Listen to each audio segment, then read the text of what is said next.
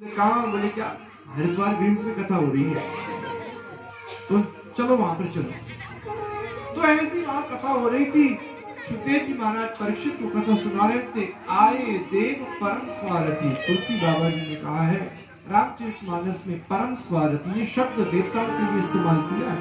आए देव परम स्वारथी, ये स्वार्थी है, स्वार्थियों में सबसे नंबर 1 है देवता लोग।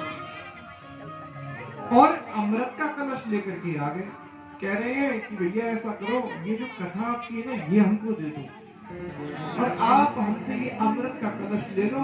परीक्षित पी लो इस अमृत को, तुम्हें मृत्यु नहीं आएगी। एक या फिर 1000 बार तक्षक डस जाए तुम मर ही नहीं सकते। अरे आप इस अमृत का पान कर लो।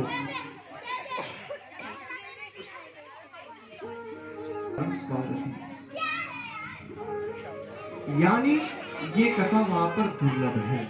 स्वर्ग में आपको सब कुछ मिलेगा, एसी मिलेगा, फ्रिज मिलेगा, एकदम वीआईपी ऐसी कॉलोनी मिलेगी, सब कुछ मिलेगा टनाटन, पर ये कथा नहीं मिलेगी। कथा हरिद्वार ग्रीन्स में मिलेगी। प्रेम से पहुंचेगा, हमारे सब पाप नष्ट हो जाते। अरे हम पुण्य करें फिर स्वर्ग जाएंगे, पुण्य छीन फिर दोबारा पृथ्वी पर कर्म के अनुसार फिर हमको जन्म मिलेगा। हमको नहीं चाहिए। अरे कांच जैसी वस्तु दे रहे हो और हमसे हीरा मांग रहे हो, समझा क्या? जब नहीं मिलेगी। मानो परीक्षित ये कह रहे हो कि देख तो तुम भी रहे थे, जब मैं सर्प डालना था ऋषि के गले में, हमें आवाज लगा देते, अरे परीक्षित ऐसा मत कर, पाप लग जाएगा, श्राप लग जाएगा।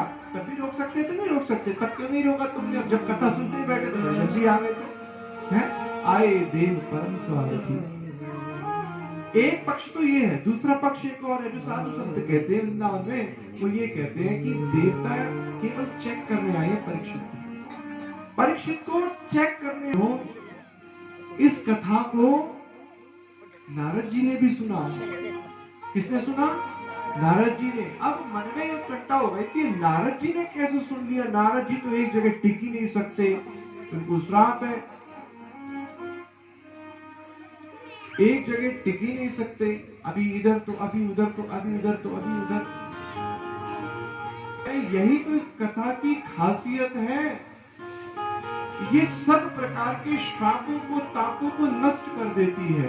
जब कथा होती है तो देखो कितना बड़ा प्रमाण है। आप सभी को कितना काम होगा, सब ऑफिस वाले हो, सब काम धंधे वाले, लेकिन ये कथा की पावर है, आपको बैठाए रखी है। आज बड़ी बड़ी कथाएं हो रही है इधर उधर, ये कथा की पावर ही तो है कि आपको बैठाए रखती है कथा। तो बोले ये कथा की पावर है। ये बड़े भैया ऐसे कि एक बार नारद जी महाराज घूमते घूमते घूमते घूमते घूमते घूमते घूमते घूमते ये हरिद्वार के रास्ते से होते हुए बद्रीनाथ चले गए।